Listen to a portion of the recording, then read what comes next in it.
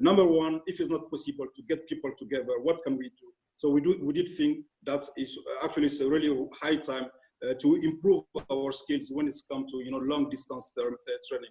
It's really relevant when you train people for DDR, even for military staff officer training, to get them in classroom where they can do drills and also exercises.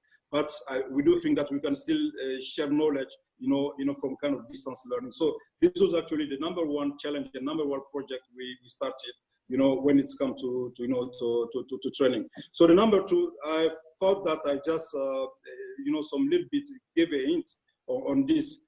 We did say, okay, did or do all the training that we are giving, for pre-deployment and peacekeeping, just, right tools and also, right tailor for peacekeeping, or can we use them for some other purposes? And we engage into some kind of discussion with, the Malian police and the military to tell them, okay, when you go through the list of the training that we are giving, and we do think that there are training here that are really relevant, to your troops, police and military, even if you don't train them, to go to the Congo, you don't train them to go to the CAR. And, at the end of the day, we come up with some kind of agreements with both the police and also the military, to redesign some courses and also to come with some new courses, to be, given to their people, knowing that what they are doing here is not far different from what's happening in peacekeeping as peacekeeping environment. What's happening in Mali, when you deploy people, you do need, better cooperation between the civilian and the military. Whatever your blue helmet or your green helmet, it's good to know, the strategies to be engaging the population, knowing that, what's the environment that we have is the fight against, terrorism or jihadism, if you want to. And those people are fighting, for the population to be on their side, and the military should be doing actually similarly the same thing.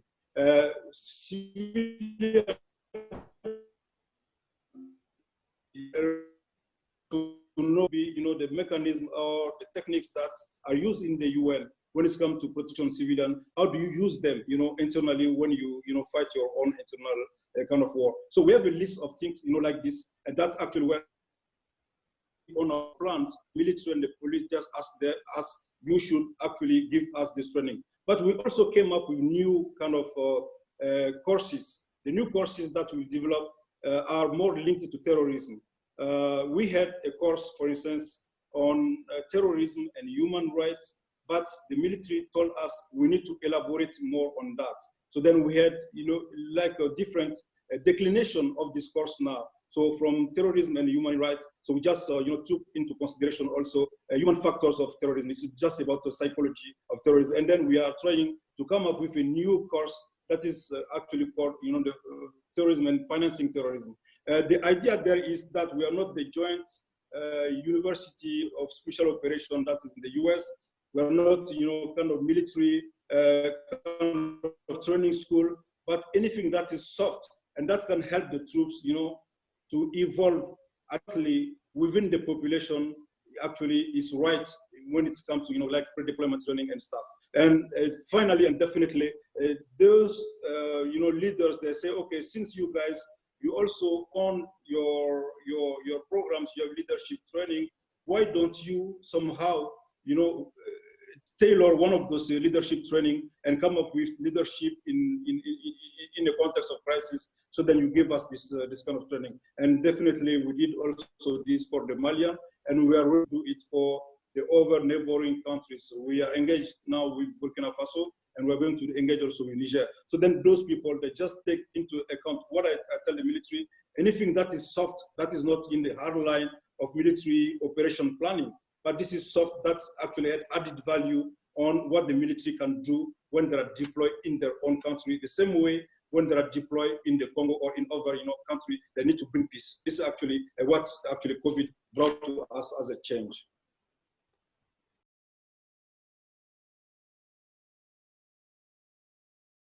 My observation is that, and I think that the impact of COVID crisis on the capacity building and trainings is indicative, I think, of a broader problem, which is the fact that we're still very much on the short term. And what I observe is a lot of the short-term trainings are halted. They've stopped.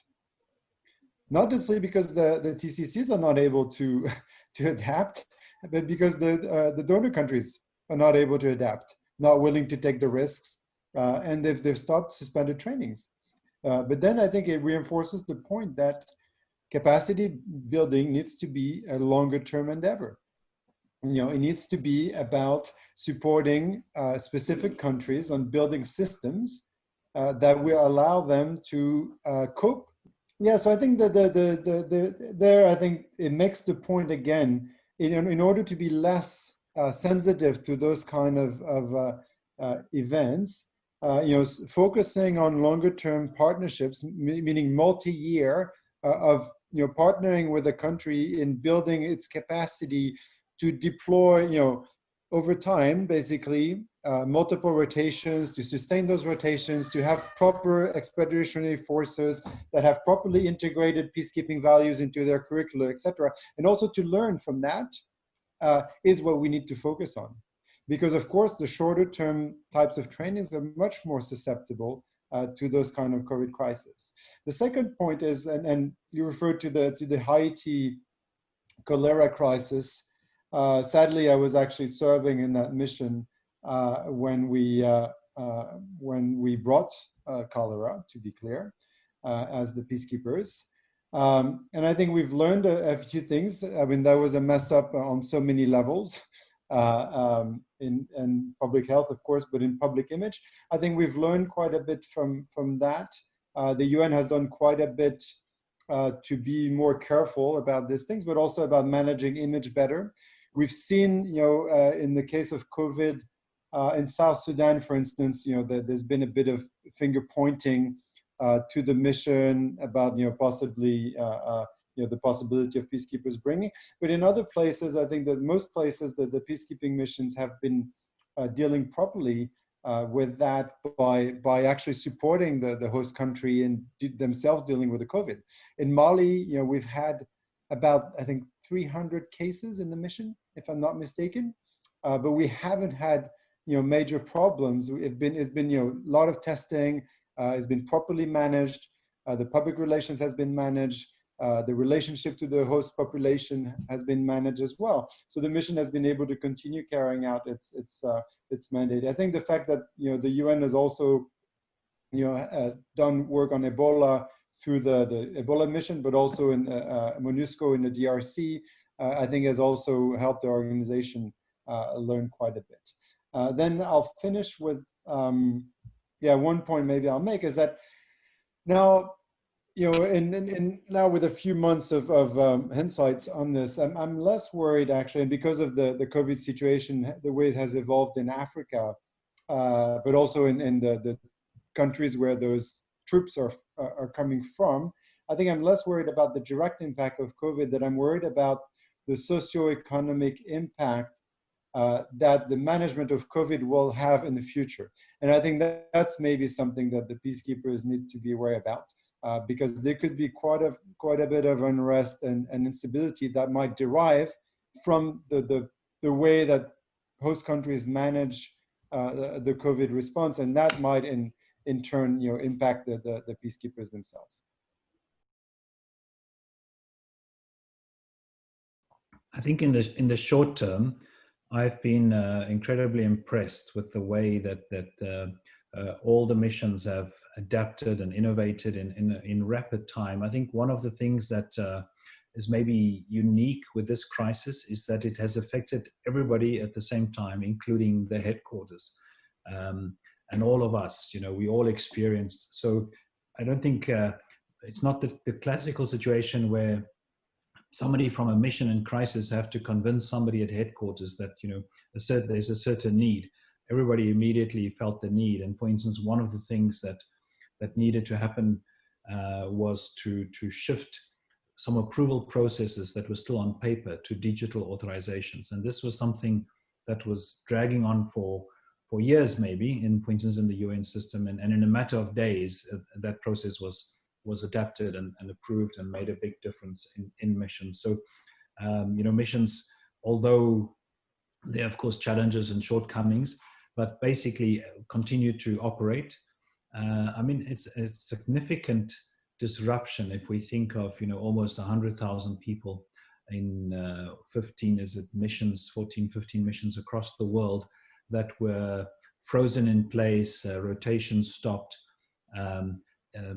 total value chain disruption in terms of supplies and so forth, and yet they managed without many major problems to prevent themselves from becoming vectors of the disease, to provide their basic, continue with the basic services, most essential tasks, and so on. So first of all, I think it is really an amazing story. On the African side, I mean, we have heard concerns about possible conflict and violence from the beginning. And at Accord, we have started a Accord COVID-19 conflict and resilience monitor, and we've been tracking and anticipating to understand how this is, what possible conflicts and tensions may arise as a result of this additional stress that COVID-19 has provided. And we are now, 7-8 months into the disease, and we have not seen any significant increase in conflict or even public protests and unrest. I think we are still below before the COVID-19 numbers. And although the numbers are increasing and slow down, I think none of those major fears have developed so far, touch wood. So I think this shows, also remarkable resilience of African institutions, of African societies who have absorbed this stress and managed to support each other. African governments that have, despite well-known weaknesses compared to others in the West, have acted very rapidly and have taken steps to prevent the spread of the disease. Of course, as Arthur says, the socioeconomic impact will be the hardest, and that brings me back to your question. I mean, we are going into a global recession in the wake of COVID-19. It will be very surprising if that doesn't also add further stress to the financial scenario around peacekeeping. So I think it's very likely that there will be a shrinking capability for peacekeeping going forward. But I also have no doubt that peacekeeping as an institution, and institutions like the UN or African Union and others will adapt to that situation and find ways of doing things differently.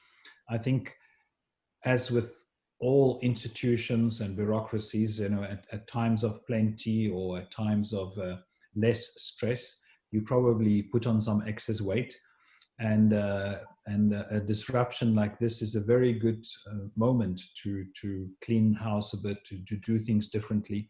And we've been doing peacekeeping more or less the same way for a very long time. So perhaps this disruption will cause us to think innovatively and creatively about peacekeeping. For instance, I hear much more talk these days about civilian protection, civilian unarmed protection, which is something that some fringe NGOs did a few years ago, but which is now really considered in the mainstream as alternative consideration. So I tend to think or about the innovations and adaptations that this can also bring to peacekeeping.